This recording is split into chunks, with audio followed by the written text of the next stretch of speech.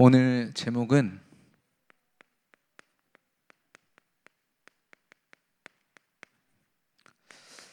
그의 언약으로 사는 삶입니다.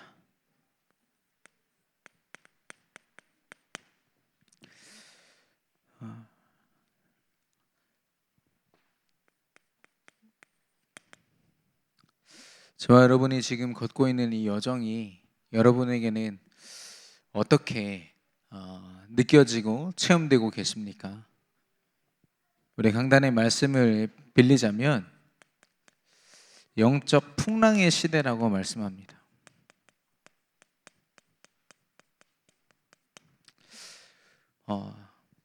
나의 오늘이 편안하다고 해서 영적인 흐름이 바뀌진 않거든요. 내가 오늘 일이 잘 풀렸다고 해서 시대의 흐름이 바뀌지는 않습니다. 영적으로 교회와 또 예수님을 그리스도라고 고백하는 전도자들의 삶이 그 입지가 점점 더 줄어들고 있거든요. 그만큼 사단은 굉장한 전략을 가지고 움직이고 있습니다. 지난 주일에요. 지난 주일 말고 그 전주 주일에 우리 교회 어떤 남매가 등록을 해서 새신자로 인사했잖아요. 유력한 신천지 교도들입니다. 당장 만나서 오직 복음을 가지고 대화하자. 저는 구원의 길에서 영접하게 도와주려고 했는데 아마 이들에게는 굉장한 위협이었던 것 같아요. 그래서 10분 전에 취소했더라고요. 아무리 생각해도 목사님 만날 자신이 없다 이렇게 얘기하고 뭐 다른 교회를 나가겠다 하지만 여러 가지 우리 청년들과 그때 그들과 함께 나눴던 대화를 생각해 보면 다 거짓말이더라고요. 신천지는 그렇습니다. 자기들 나름대로의 전도인 거 있죠. 코로나 이후에 그들이 점점 더 보이지 않는 시스템을 가지고 움직이고 있거든요. 그 정도로 사단은 굉장히 교묘하고 치밀하게 움직여집니다. 그래서 하나님은 우리에게 오병이어 같은 표적을 보이셨거든요. 성경 자체가 사실 표적입니다. 우리 인생, 믿음으로 말미암아 걷고 있는 우리 인생도 표적이고요. 근데 그 표적의 목적은 뭐냐면 우리로 하여금 눈앞에 있는 혹은 우리 마음에 살아계신 그리스도가 오직 되기를 원하시는 겁니다. 그런데 여기에서 분명하게 갈려지는 건 뭐냐? 오직 되는 제자가 있는가 하면 오히려 더 나를 드러내고 내 유익을 위해서 하나님과 믿음을 이용하는 무리가 있는 겁니다. 둘 다 예수님을 믿습니다. 그 시간에 예수님의 말씀을 듣겠다고 모인 것 자체가 예수님을 믿는 거죠. 예수님을 나름대로 의지하지만 언제 그 여정이 딱 막히냐면 자기 인생에 육신적으로 손해가 딱 끼쳐질 때, 유익이 되면 확 쫓아가다가 손해가 계산된다 그러면 거기서 멈추는 겁니다. 예수님이요 오병이어 표적을 통해서 그걸 보여주신 거 있죠. 뿐만 아니라 그들에게 그런 표적을 보고 예수님의 그리스도 되심을 체험케 하신 이후에 그들을 지금 호수로 인도하셨어요. 배를 타고 건너와라. 게네사렛이라는 곳으로 오라고 말씀하셨어요. 그 과정을 보니까요 다 풍랑인 거 있죠. 아니 그리스도로 오직 되면은 내 인생 평탄해야 되는 거 아닙니까? 내 인생 문제 없어야 되잖아요. 예수님을 믿고 더 믿으면 믿을수록 왜 내 인생에 문제가 이렇게 쌓이는 거죠? 하나님이 원하시는 것은 우리의 인생이 육신적으로 느끼기에 평안한 걸 원하시지 않으신다는 거예요. 언제든지 사단이 빼앗아 갈 수 있는 것은 사실 진짜 평안함이 아닙니다. 어떤 풍랑 가운데서도 그리스도 안에서 내가 평안할 수 있는가? 그리스도 바라보면서 흔들림 없이 걸어갈 수 있는가? 그게 우리의 진짜 신앙의 모습이고 그게 평안함이거든요. 그걸 보여주신 거죠. 그래서 우리가 상대하는 이 시대는요 성경에서 말하는 세상입니다. 세상의 임금 사단을 상대하거든요. 사단을 상대하면서 우리가 육신적으로 편하기를 어떻게 바라겠습니까? 적이 날마다 우리를 잡아먹겠다고 도사리고 있고 우는 사자와 같이 벼르고 있는데 우리의 인생이 어떻게 그냥 평탄할 수 있을까요? 그러다 보니까 우리가 믿음이 있음에도 불구하고 영적 착란이 와요. 예수님을 내가 원하는 모습으로 계속 규정 짓는 겁니다. 내 믿음도 그렇고 내 신앙도 그렇고 내가 열심히 하고 최선을 다하고 사람들에게 교회 안에서도 인정을 받고 뭔가 계속 진짜 영적으로 하나님과 함께하는 교제보다는 열심히 하고 최선을 다하고 육신적으로 예수님을 눈물의 선지자 예레미야, 사회운동가였던 세례 요한, 계속 예수님을 다른 사람으로 만들어버려요. 이걸 영적 착란이요, 영적 문제라고 이야기하고 있습니다. 그러나 그걸 알아야 됩니다. 예수님이 그와 함께 배에 타시니 파도가 잠잠해지더라. 그 말은 뭡니까? 그 모든 세상과 사단과 시대의 흐름을 누가 주관하신다고요? 누가 절대 주권으로 움직이신다고요? 하나님. 사단이 주인처럼 보이지만, 주인 노릇하지만 진짜 주인은 예수 그리스도시요 하나님이신 줄 믿습니다. 그래서요, 이 풍랑의 주인이 누구이신지 보여주시는 거예요. 그래서 아무리 힘들지만 절대 주권이 하나님께 있다. 하나님은 우리를 끊임없는 인생의 풍랑으로 끌고 가실 겁니다. 여러분도 대비하시기를 바랍니다. 내 신앙이 늘 평안할 거라 이런 좀 기대는 버리셔도 좋습니다. 왜냐하면 여러분은 제자가 맞기 때문에. 예수님은 절대로 무리를 이 자리로 데려가지 않으세요. 왜냐하면 당연히 믿음 저버리고 세상 흐름 따라갈 걸 알기 때문에. 그러나 제자들은요, 바울 보십시오. 복음 전하는 동안요 수십 번 죽을 뻔했어요. 예. 그리고 그가 가진 지병도 있습니다. 그리고 실력 있는 사람들이라면 다 하는 결혼도 못했어요. 예.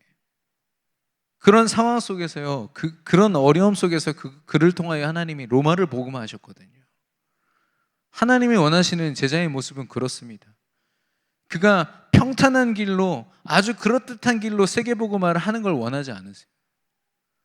나 절대로 불가능하구나. 이 풍랑에서 나는 단 한 발짝도 걸어갈 수 없는 그 연약함이구나. 그리스도 바라봐야겠다. 그 사람을 하나님이 쓰시는 줄 믿습니다. 그래서 결국은요, 하나님은 오직 예수 그리스도로 이끄시는 거 있죠. 그 마태복음 그 하반절에 보면 우리 같이 읽은 강단의 본문 그 후반절에 보면은 게네사렛이라는 곳에 도착하셔서 예수님이 뭘 하십니까? 그리스도라는 결론을 내리게 하시고 하나님을 경외하고 두려워하는 마음을 심으신 다음에 뭘 하게 하시죠? 게네사렛 마을에 있는 병든 자 딱 치유하십니다. 마가복음 6장에 보면 똑같은 내용이 실려 있는데요. 거기서 그들이 예수 그리스도로 말미암아 성함을 입었다 이렇게 표현하고 있어요. 성함이라는 게 뭡니까? 병이 좀 낫다 이런 얘기입니까? 그들을 보호하고 구원하고 완전하게 했다라는 표현입니다.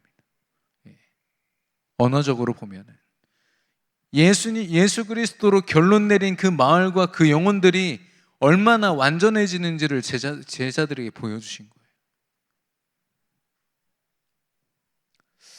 거예요.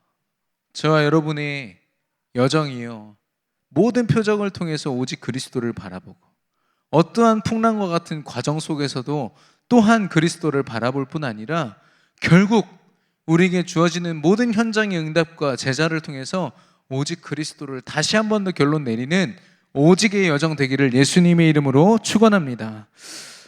사실 이 베드로가 참 대단한 게 이미 바닷물에 뛰어든 것만으로도 대단한 거 아닙니까? 우리 여정도 마찬가지입니다. 멀쩡한 배 놔두고 멀쩡한 사람들이 다 가고 있는 저 세상의 그런 여정 버리고 믿음으로 그 물에 뛰어든 것 자체가 우리가 정말 사실 축복 속에 있는 겁니다. 대단한 믿음인데요. 이제는 그 믿음을 넘어서 그리스도를 바라보고 그리스도를 통한 세계 복음화를 바라보게 하시려고 하나님께서 우리에게 오직 되라고 말씀하십니다. 오직의 이유를 발견하고 승리하는 우리 모든 성도님들 되시기를 예수님의 이름으로 축원합니다.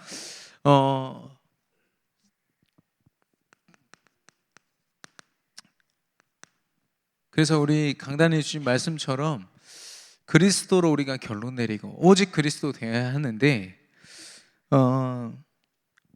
그리스도로 여러분 결론 내리지 않았을 때 여러분과 저의 상태는 어떨까요? 여러분은 영적으로 소비자입니까? 공급자입니까? 좀 갑자기 이런 단어를 써서 죄송합니다. 하나님이 우리에게 주신 응답을 두고요. 응답을 두고 그 응답을 평가하는 사람. 뭐 손님이 왕이다 이런 표현을 하잖아요. 서비스를 아무리 해줘도 만족 못하고 불평하는 사람처럼 하나님이 그리스도로 말미암아 우리에게 응답을 주셔도 내가 원하는 응답이 아니기 때문에 계속 하나님께 요구하는, 어쩔 수 없습니다. 교회 안에서도요, 나랑 마음에 안 맞는 사람이 계속 보이면 꼴보기 싫어서라도 그 사람이 나가든지 내가 나가든지.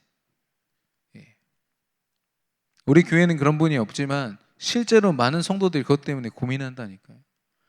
우리 청년들도 그렇습니다.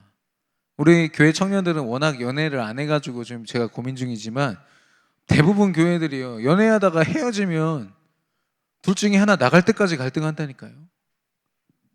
도대체 연애를 어떻게 했길래? 전도 선교 때문에 한 거 아닙니까? 소비자예요. 그러니까 하나님이 내가 원하는 응답 안 주시면은 오히려 하나님께 막 원망하고 다른 사람 핑계대고. 우리는 철저하게 공급자입니다. 하나님의 뜻과 계획을 위해서 내 인생을 드리고요, 나의 경제를 드리고 하나님이 마음껏 나 쓰시도록 나를 드려야 되지 않겠습니까? 이게 어디서 오냐? 단순히 어떤 행위적인 것에서 오지 않습니다. 내가 얼마나 하나님의 언약을 붙잡느냐에 달려있거든요. 강단의 말씀이 내게 얼마나 내 삶 속에 적용되고 있는가. 그래서 우리는 하나님이 주신 언약을 바라봐야 됩니다. 무슨 언약을 주셨습니까? 성경 전체를 통해서 무엇을 약속하고 있습니까? 마태복음 28장 18절에서 20절. 예수님이 직접 지상 명령으로 이 명령을 허락하셨어요. 첫 번째가 갈보리산입니다. 갈보리산은 예수님이 십자가에 죽으신 그 장소거든요. 왜 죽으셨습니까? 아무 죄도 없으신 하나님 되신 예수님이 왜 죽으셨습니까? 우리의 인생의 모든 문제 완전히 해결하시고 여자의 후손으로 사단의 머리를 박살낼 것이다 라고 예언하신 그 말씀을 성취하기 위하여서 십자가에 죽으셨어요. 그래서 예수님이 죽으셨기 때문에 슬픈 것이 아니라 승리하신 자리입니다. 다 이루었다, 이 말은요, 내가 모든 문제를 완전히 해결하고 사단과 세상을 상대로 승리했노라, 승리의 선포입니다. 그래서 마태복음 28장 18절에 보면 예수께서 이르시되 하늘과 땅의 모든 권세를 내게 주셨으니라고 했어요. 예수 그리스도가 모든 문제를 해결하신 완전하신 분이신 줄로 믿습니다. 그리스도를 나의 그리스도로 고백한다. 엄청난 거. 그래서 오직 되어라는 겁니다. 그리스도 말고 우리가 바라볼 게 뭐가 있을까요? 예수가 그리스도 되지 않고요, 경제가 그리스도가 되고 지식이 그리스도가 되고 내 인생의 경험이 그리스도가 되니까 그리스도가 오직 되지가 않는 겁니다. 왜 이렇게 의지할 만한 게 많은지.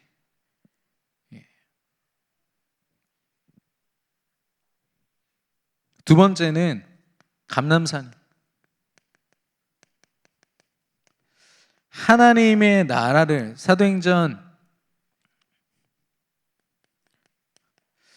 1장 3절에 보니까 하나님의 나라에 대해서 그 비밀을 가르치셨다고 했거든요. 마태복음 28장 20절에 보니까 볼지어다 내가 세상 끝날까지 너희와 항상 함께 있으리라 했어요. 하나님의 나라와 그 일을 가르치셨다고 했는데 그 나라의 핵심은 뭐냐면요, 하나님이 세상 끝날까지 함께 하시는 겁니다. 예수 그리스도의 이 사랑으로 우리 인생의 모든 문제를 해결하신 그분이 세상 끝날까지 우리와 함께 하실 줄 믿습니다. 그래서요, 마치 그 대통령이 머무는 그곳이 청와대가 되듯이 하나님이 계신 그곳이 하나님 나라가 되는 겁니다.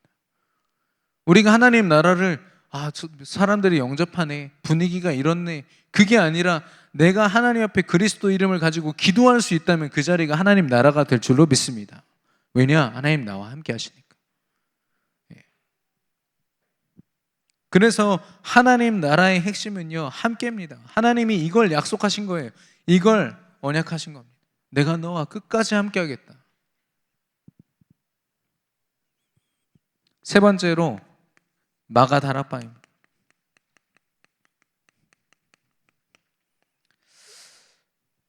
마가다락방에 성령이 임했거든요. 사도행전 2장 1절에 오순절 날에 성령이 임했는데요, 마태복음 28장 19절입니다. 그러므로 너희는 가서 모든 민족을 제자로 삼아 아버지와 아들과 성령의 이름으로 세례를 베풀고 내가 너에게 분부한 모든 것을 가르쳐 지키게 하라. 무슨 말씀이십니까? 하나님이 우리 인생의 끝을 말씀하고 계신 겁니다. 사도행전 1장 8절에 땅끝까지 증인이 되리라. 우리의 인생의 여정이 어떤 모습이든 상관없습니다. 어떤 전공으로 어떤 전문성을 가지고 어떤 후대를 키우면서 살아가게 될지 아무도 모릅니다. 그러나 하나님이 예비하신 우리 인생의 끝은요, 모든 민족을 제자로 삼고 하나님의 계획을, 하나님의 시스템을 전 세계에 세우는 것, 모든 민족을 상대하고 온 열방을 상대하고 온 나라를 상대하는, 그게 하나님이 우리를 향한 계획입니다. 이거 바라보지 않으면, 성령 충만함 속에 있지 않으면 우리 지경은 절대로 넓어지지 않습니다. 내가 살아가는 바운더리를 벗어날 수가 없어요.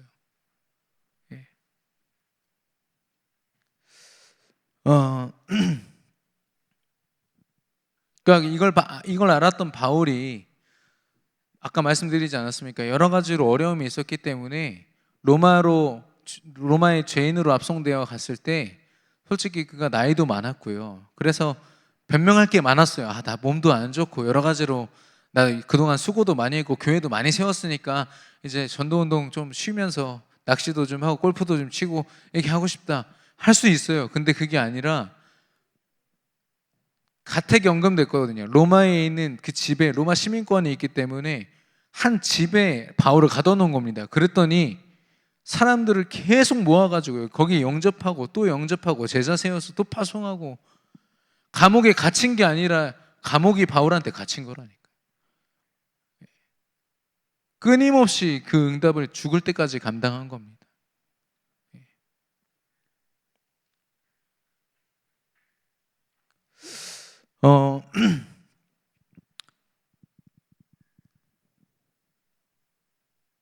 그래서 이 모든 언약을 담고 있는 우리 담임 목사님을 통해 선포되는 강단의 말씀이 아니면,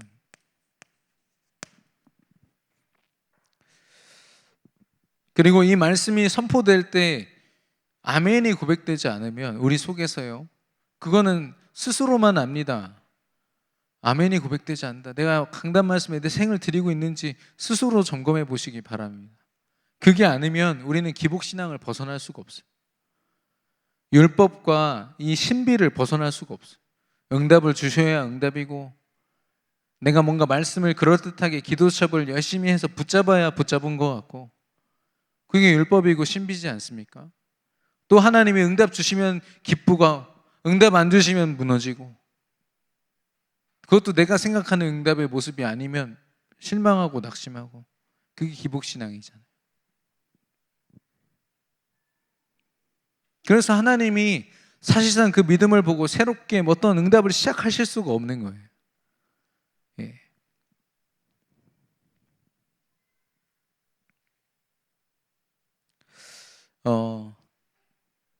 특히나 우리 교회 안에서 중요한 일들을 많이 맡고 계신 분들, 특별히 여기도 많이 계신데, 우리가 참고해야 될 것이 있습니다. 정말 강단의 말씀으로 그 모든 일들 속에서 하나님의 인도를 받지 않으면 우리는 교회라는 엄청난 시스템 속에서 병들어가요. 힘듭니다. 사람 때문에 갈등하고 일 때문에 갈등하고, 매주마다 교회에 오는 일이 기대되고 기쁜 것이 아니라 한숨이 팍 나오죠. 예전에 우리 교회에 그 반주하는 남자 청년이 있었어요. 예. 지금은 굉장히 많이 회복되고 또 중요한 응답을 받고 있기 때문에 제가 이렇게 말씀드립니다만은, 우리 교회 안에 있는 모든 반주를 그 청년이 다 했어요. 얼마나 힘들었겠습니까? 어느 날 보니까요, 저보다 나이도 어리고 그때 20살이었는데 뒷머리가 없더라고요. 머리가 다 빠져가지고. 그래도 그 열심히 일해야 된다는 생각에, 나 없으면 반주할 사람 없다라는 생각에 날마다 이제 교회 나와서 피아노 연습하고 자기 입시 준비한다고 피아노로 대학 가겠다고. 그래서 우리 예전에 유성에 있을 때 본당에 그랜드 피아노가 1층 본당에 있었거든요. 거기서 피아노 연습하고 있는데 밤 12시에 저쪽 그 천장에 있는 무슨 구멍에서 귀신이 이렇게 내려오는 거예요. 교회인데 귀신이 거꾸로 이렇게 내려오는 겁니다. 그래서 도저히 기도가 생각이 안 나서 주기도문을 막 외웠대요. 그때 주기도문을 거꾸로 외우면서 내려오는 귀신이. 결국에 기절해가지고 그 다음날 아침에 일어났다 이러면서 저한테 기도해달라고, 너무너무 힘들다 이런 얘기를 해서 기도하고 같이 했습니다마는, 지금은 잘 인도받고 있습니다. 서울에서요. 그렇습니다. 열심히 하고 잘하고 사람들에게 인정을 받을 만큼 내가 진짜 뼈를 깎는 노력을 해도요, 강단의 말씀에 결론 내린 그 일이 아니면 사단이 그렇게 조롱한다니까요. 예. 여러분과 제가 정말 제자가 맞다면 강단의 말씀에 생을 거시기를 바랍니다. 바울처럼 열심히 전도하는 게 아니라 생을 걸면 전도하는 자리 하나님 나를 세우시고 우리를 쓰실 줄로 믿습니다. 그 알리라는 여자 가수가 있어요. 그 가수가 부른 찬양이 되게 은혜되거든요. 몇 개를 제가 다운받아서 듣고 있는데, 얼마 전에 오은영 씨라고 그 상담하는 그분 앞에서요, 자기가 어렸을 때 성폭행 당했던 얘기를 하면서 하나도 치유되지 않았다 얘기했어요. 하나도. 그때 일이 생생하다고. 우리 안에 있는 그걸 이제 그걸 뭐라고 하지? PTSD인가요? 외상후 스트레스? 큰 사고를 당했을 때 그 몸에 남는 그 상처 있잖아요. 그것과 똑같은 겁니다. 영적으로. 사단이 끊임없이 우리를 그리스도께 나아가지 못하도록, 강단 말씀에 은혜 받지 못하도록 우리를 방해한다니까요. 우리는 간과하면서 이번 주엔 예배 좀 놓쳤다. 아니에요. 우리 안에 상처가 쌓이고요, 사단의 그 엄청난 불신앙이 쌓이고 있는 겁니다. 여러분, 강단 말씀에 생을 거시기를 바라고, 모이는 자리, 강단 말씀을 가지고 새벽 기도회와 수요 예배, 금요 기도회 모이는 자리에 영적 싸움을 싸우시기를 예수님의 이름으로 축원합니다. 그래서 하나님은 우리가 무너지지 말라고 이 언약을 위한 시스템을 허락하셨어요. 첫 번째가 대면 시스템입니다. 대면 시스템의 핵심은 성전이죠. 성전. 근데 구약에 지어진 솔로몬 성전은 여러분 아시다시피 솔로몬의 타락과 함께 이스라엘 전체의 타락과 함께 유대교와 잘못된 짬뽕된 그런 잘못된 믿음으로 결국 무너지고 다 빼앗깁니다. 돌 아래 돌 하나 남지 않을 정도로 다 무너지거든요. 진짜 성전이 언제 회복되느냐? 사도행전 2장 42절. 사도의 가르침을 따라 그들이 교제하며 떡을 떼며 오로지 기도에 힘썼더라. 강단의 말씀을 따라서요, 그 안에서 교제했어요. 교제하고 오로지 기도하기를 힘썼더라. 그들의 삶의 전체였습니다. 내가 밖에 나가서 돈을 벌고 또 가족들을 돌보고, 그게 내 전부가 아니라니까요. 이게 전부였던 겁니다. 그들은요. 여기에 자신의 삶을 걸었어요. 혹시 다른 삶이 소홀해지더라도 이걸 올인했던 겁니다. 그들이요. 교제하니까 생각나는 게 비전 갓 탤런트. 벌써 지금 신음소리가 막 저한테, 제가 하나님도 아닌데 많은 분들이 저한테 막 전화가 와요. 어떤 분한테 우리 같이 합시다 했더니 싫어요. 이렇게 탁 잘랐어. 그러니까 우리 그 구역장 강사 사역자분들이요, 막 낙심해가지고 저한테 전화 오셨어요. 어떻게 해야 되냐고. 제가 어떻게 해야 될까요? 네. 여러분, 구역장 강사, 구역장님들과 구역 강사님들이 그렇게 권유하실 때는요, 하나님 음성으로 들으시기를 바랍니다. 얼마나 좋습니까? 뭐 와서 뭐 이렇게 춤을 추라는 것도 아니고 그냥 입 벌리면 찬양만 해도 돼요. 나만의 역할이 분명히 있습니다. 그걸 가서 찾으면 되거든요. 아니면 저는 그렇게 얘기하겠어요. 저라면 너무 내가 숫기가 없고 참여하기가 좀 그렇다. 그러면 모임 때마다 가서 아이스크림 쏘세요.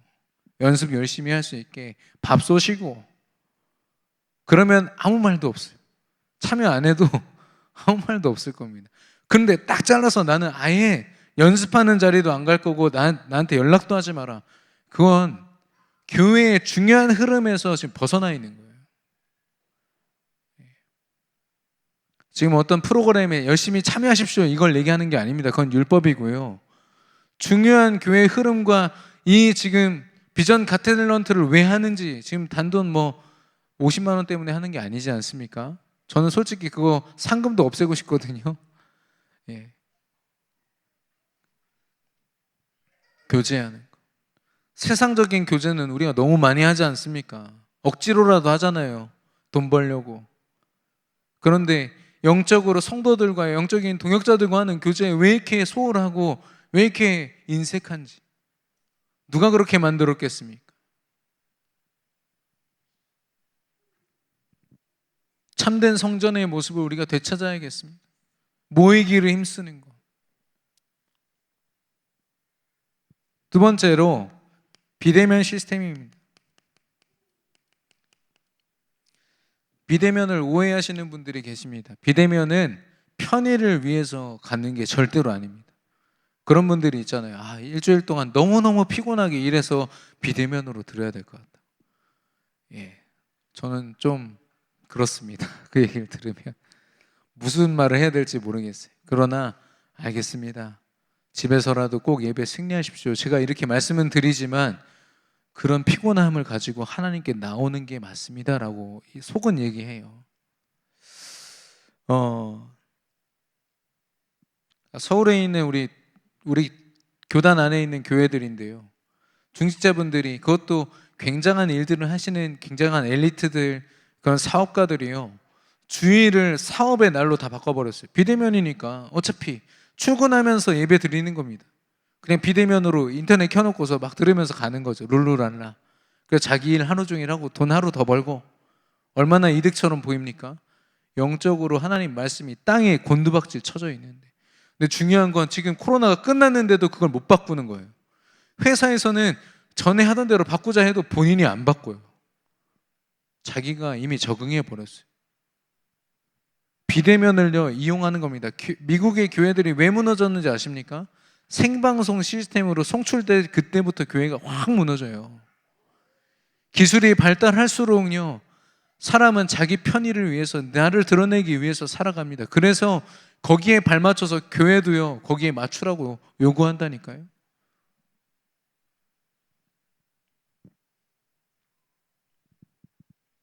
비대면은 그런 게 아닙니다. 다윗이 공식적으로 다윗과 그 이스라엘 위에서 싸웠던 군인들이 40만 명 정도 된대요. 그 중에 3만 명을 나팔수로 다 바꿔서 하나님께 찬양하라고 했어요. 다윗은 알았던 겁니다. 내가 아무리 무기를 소지한 그런 군인들을 많이 뒀다 해도 하나님이 도우시지 않으면 이 싸움은 진 거다 결론 내린 거죠.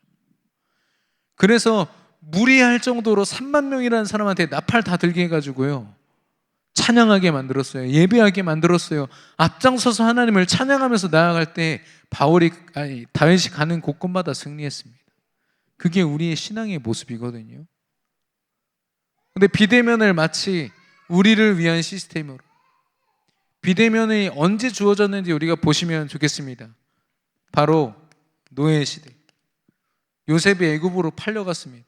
우상이 가득한 그곳에서 어떻게 성전을 짓고 예배를 드릴 수 있습니까? 다니엘 시대, 포로 시대입니다. 그렇죠. 바벨론이란 땅에서 하나님께 온전히 찬양하는 거, 예배하는 거 불가능합니다. 로마의 속국 시대. 성전이 지어지기는 했지만 결국에는 로마 황제를 위해서, 우상 숭배를 위해서 지어졌거든요. 어떻게 온전한 예배를 드릴 수 있습니까? 그래서 하나님은 요셉과 다니엘과 또 초대교회와 바울을 통해서요, 비대면으로 예배하게 하신 거예요. 예루살렘을 향해서 창문을 열고 예배할 수 있도록, 노예 생활 가운데 24시간 함께하는 임마누엘의 축복을 누리면서 형통함을 누리도록, 속국이지만 그곳에서 하나님이 원하시는 전도의 시스템을 세워서 곳곳에서 하나님 말씀이 선포되도록.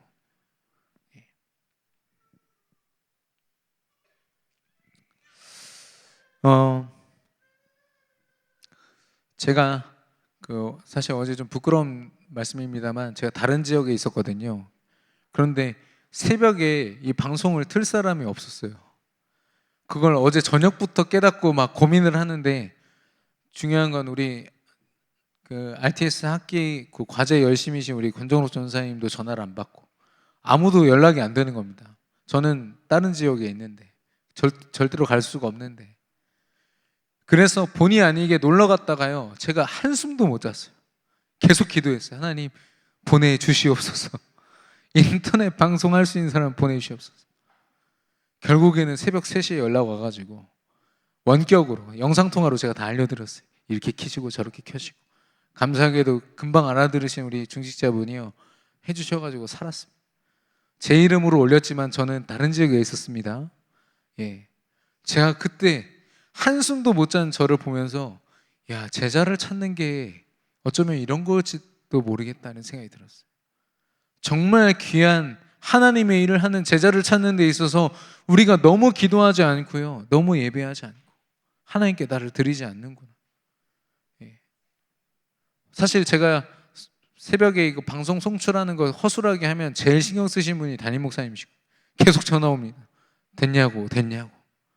그래서 저도 막 그 두렵고 떨리는 마음에 했는데요, 얼마나 그 제자를 만났을 때 그 감격을 아십니까?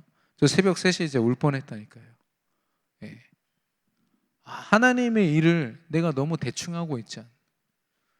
대면과 비대면으로 하나님은 나를 24시간 하나님의 뜻에 두시고 인도하실 준비가 되어 있는데 내가 준비가 안 됐구나. 제가 어제 그 일을 통해서 깨달았어요. 여러분, 하나님이 주신 시스템, 대면의 시스템, 우리 정말 오직 복음 때문에 강단 말씀으로 모여지는 모든 공예배와 새벽 기도회에 우리 함께 모이시기를 바라고, 또한 비대면으로 하나님이 허락하신 우리 모든 업의 현장에 정말 예배하는 자로 서서, 기도하는 자로 서서 승리하시기를 예수님의 이름으로 축원합니다.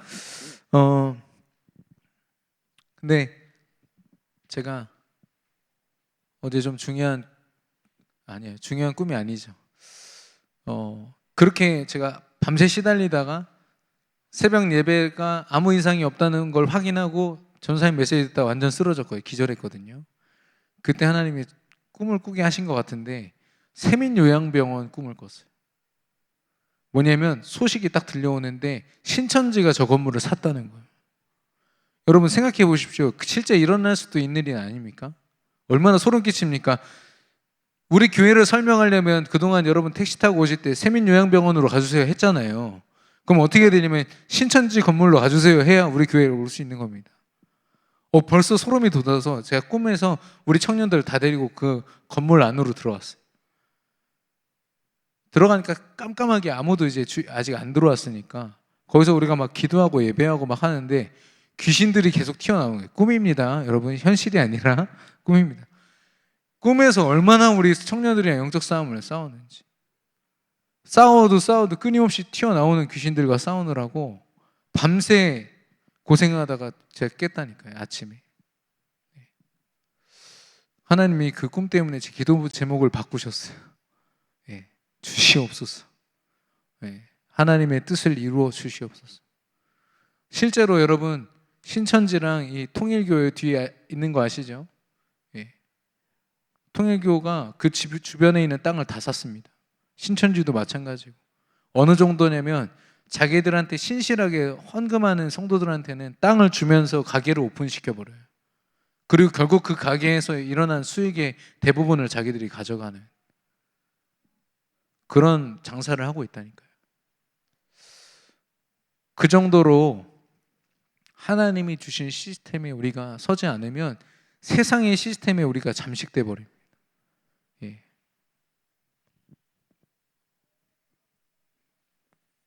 그래서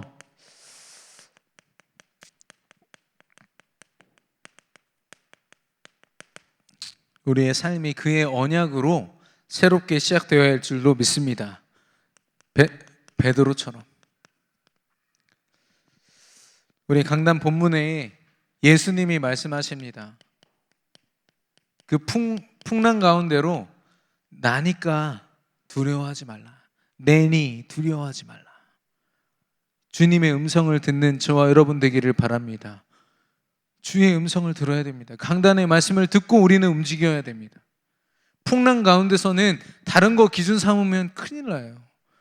음성 듣고요, 음성이 들리는 쪽으로 우리의 시선과 우리의 삶을 집중시키는 겁니다.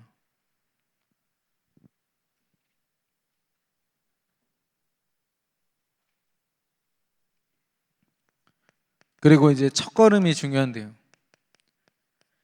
강단의 말씀을 들었다면 그 믿음으로 우리의 삶이 시작되어야 됩니다. 새벽 기도든 아침 기도든 어떤 모습으로든 강단 말씀을 통해서 여러분이 바다에 뛰어들으셔야 돼요. 세상에 뛰어들 때 내가 했던 경험들, 내가 알고 있는 사람들, 인맥, 모든 것 동원해 가서 내 능력을 가지고 도전하면요, 그 풍랑 속에서 우리가 잠식돼 버립니다. 그러나 그 위에, 물 위에 서서, 세상 위에 서서 우리가 그 현장을 밟고 걸어가고 정복할 수 있는 방법은요, 믿음으로 그 첫걸음을 뛰는 겁니다.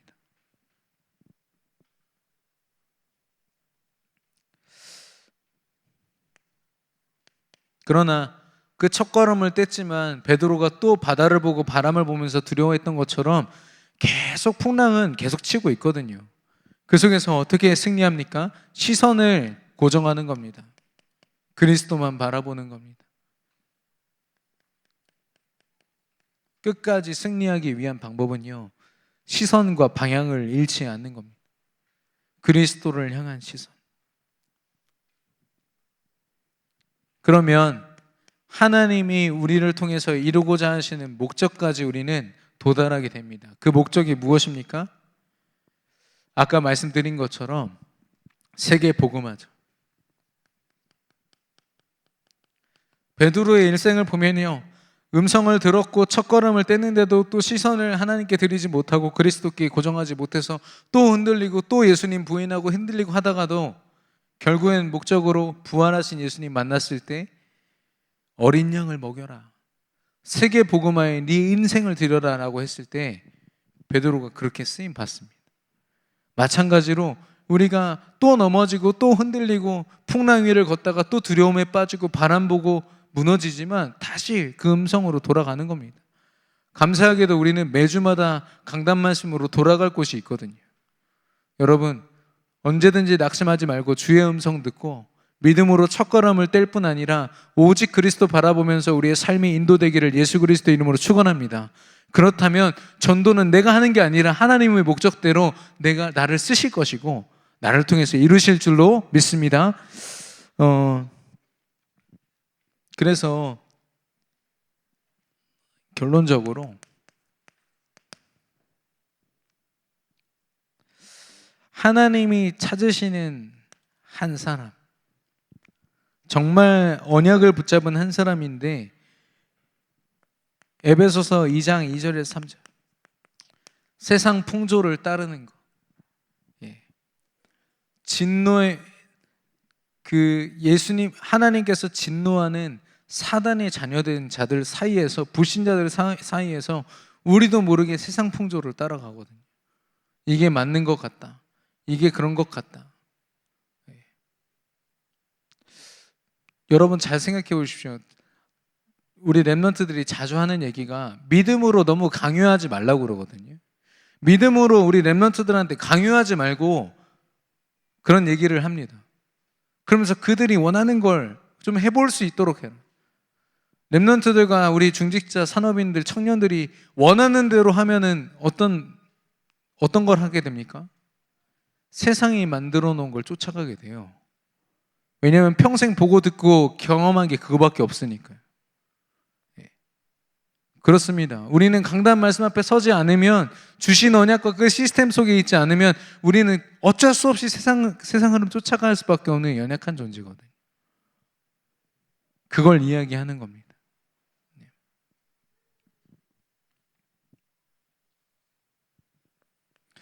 그래서